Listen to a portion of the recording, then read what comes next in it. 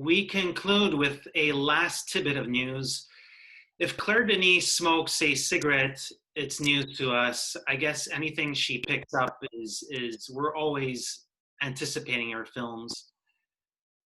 And in the same week that we got a project or status update on her next feature, I mean, it's just the most bizarre thing sometimes how we get news. And the people at the film stage uncovered a little tidbit of news which came out of nowhere. So yeah, let's talk about the project that she's working on next that got delayed, and then what the hell is she working on next?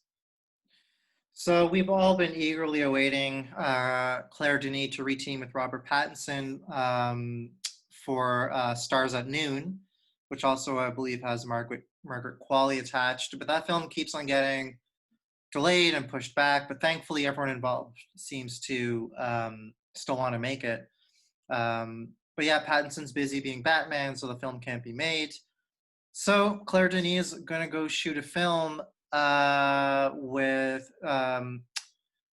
Juliette Binoche, who she's worked with before, on Let the Sun Shine In, and with Vincent Lindon, who she worked with on Bastards. And yeah, the news, I don't even really understand exactly how it came out, but through an auction listing where one of the prizes is lunch on the set of the film. So it's just the most funny thing. Which is bananas, absolutely bananas. But it does mean we have a new Claire Denis film on the way. And when do you think we'll see it sooner rather than later? So we're in November, and it's very possible she does a small shoot. Perhaps this is, you mentioned Let the Sun Shine In. That was a really condensed film. Juliette Binoche is essentially, she's indoors a lot and she's crying her life away. So, Claire Denis, if she were to make a film, she could literally do it in the next 2, 3, 4 months. And perhaps she's been working on this project for a while. We just don't know about it. She tends to be tight-lipped, and sometimes she gives things a little bit more girth or latitude in order to get funding. But why not? I mean, if filmmakers like Jacques Audiard and Céline Sciamma are like, they're making stuff right now in Paris and in parts of France. That's how the French work. They refuse to let the current conditions sort of like prevent them from getting out there and being creative. And I think the fact that, yeah, like you were saying, A24 set up this next project for a while. They've been talking about it for the last 2, 3 years. So I think if you have all the perimeters in place, then why not go and make a smaller film, perhaps? For the film festival circuit, I don't know. I think it's a toss-up. I don't see her going into another production and sort of like abandoning a project and not going the full 9 yards with it. So she could potentially be in the editing room for all of the latter point of 2021 and come out with guns blazing with 2 films in 22. But again, we're basing our info or our intel on an auction. For all we know, it could have been a commercial shoot.